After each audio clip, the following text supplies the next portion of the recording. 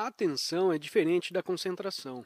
A concentração é um esforço feito pelo pensamento para focalizar a sua capacidade, a sua energia num determinado assunto em especial. Quando vocês estão na escola, são treinados para se concentrarem. Isso é para colocarem toda a energia num determinado ponto. Na concentração, não é permitida a interferência de qualquer outro tipo de pensamento. A concentração implica o controle do pensamento. Não permitir que ele vague, mas mantê-lo focalizado num assunto em especial. É a operação do pensamento que focaliza a atenção, que focaliza a energia nesse assunto. Nessa operação do pensamento, há compulsão, controle. Assim, na concentração, há o controlador e o controlado. O pensamento está vagando, o pensamento diz não vague e eu o trago de volta, como o controlador que diz devo me concentrar nisso.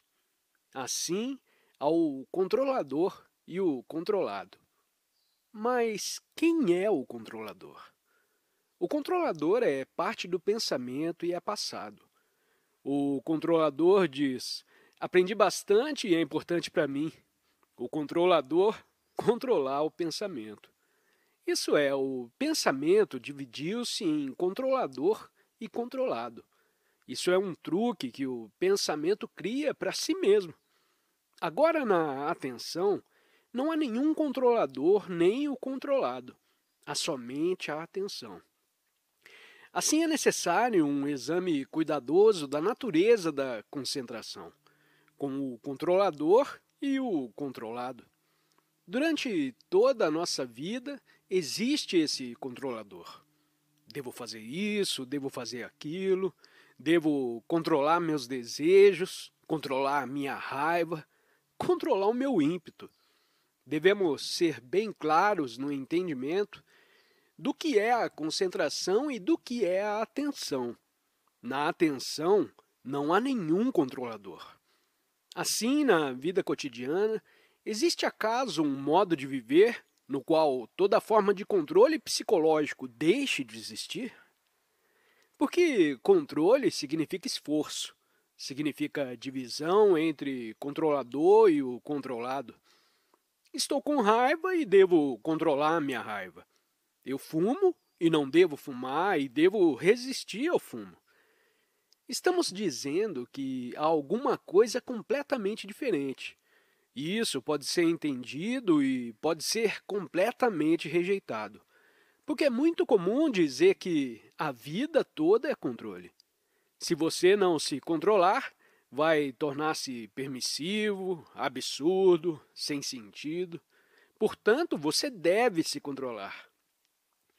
As religiões, as filosofias, os professores, a sua família, a sua mãe, todos eles o encorajam a se controlar. E nós perguntamos: quem é o controlador? O controlador é formado no passado. Passado que é conhecimento, que é pensamento. O pensamento dividiu-se em controlador e controlado. A concentração é essa operação. Ao entendermos isso, estamos fazendo uma pergunta muito mais fundamental que é: podemos viver nesse mundo com uma família e com responsabilidades sem a sombra do controle? Vejam a beleza dessa pergunta. O nosso cérebro tem sido treinado durante milhões de anos para se inibir, para controlar e agora não opera nunca com a sua inteireza. Vejam por vocês mesmos o que ele está fazendo. Observem o seu próprio cérebro em operação, racionalmente, criticamente, o examinando de modo que não haja nenhum engano ou hipnose. A maioria das meditações que foram apresentadas, vindas do mundo asiático, implicam em controle. Controle o seu pensamento para ter uma mente em paz, isso é, quieta, isso é, que não esteja eternamente tagarelando. O silêncio, a quietude e o sossego absoluto da mente, do cérebro, são necessários a fim de percebermos e de atingirmos isso. Essas formas de meditação, embora sutis, têm no controle a sua base. De modo alternativo, você se entrega a um guru ou a algum ideal e pode esquecer-se de si mesmo, porque você se entregou a alguma coisa e, portanto, está em paz. Mas, de novo, há o movimento do pensamento, do desejo e da excitação de atingir alguma coisa que você se ofereceu. A atenção não é o oposto da concentração. O oposto tem a sua base no seu próprio oposto. Se o amor é o oposto do ódio, então o amor nasce do ódio. A atenção não é o oposto da concentração. Está totalmente divorciada dela. A atenção precisa de esforço? Essa é uma das nossas principais atividades. Devo fazer um esforço? Sou preguiçoso, não quero me levantar essa manhã, mas tenho que me levantar. Fazer um esforço. Eu não quero fazer coisa alguma, mas eu devo. Vejam como é extraordinário o fato de não podermos apanhar o significado disso imediatamente. Isso tem de ser explicado, explicado e explicado. Parece que somos incapazes de dirigir a percepção para a diferença entre concentração e atenção. Incapazes de ter uma compreensão da atenção e de estarmos atentos. Quando acontece a atenção? É óbvio que não é através do esforço. Quando alguém faz um esforço para estar atento, isso é um indício de que está desatento e de que está tentando transformar essa desatenção em atenção. Mas ter uma percepção rápida, ver instantaneamente a falsidade de todas as organizações religiosas, de modo a estarmos fora delas. Ver instantaneamente que o observador é o observado e que, portanto, não se faz nenhum esforço. Simplesmente é isso. O esforço existe quando há divisão.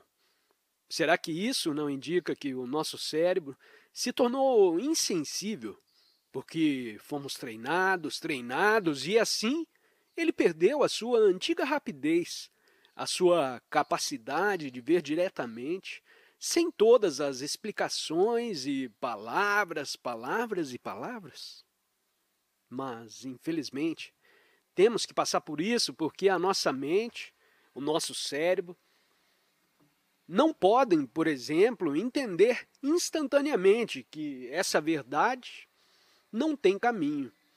Ele é incapaz de perceber a amplitude dessa afirmação, a sua beleza e pôr de lado todos os caminhos, de modo que o nosso cérebro se torne extraordinariamente ativo. Uma das faculdades é que nos tornamos mecânicos. Se o nosso cérebro não for extraordinariamente vivo e ativo, ele fenecerá gradualmente.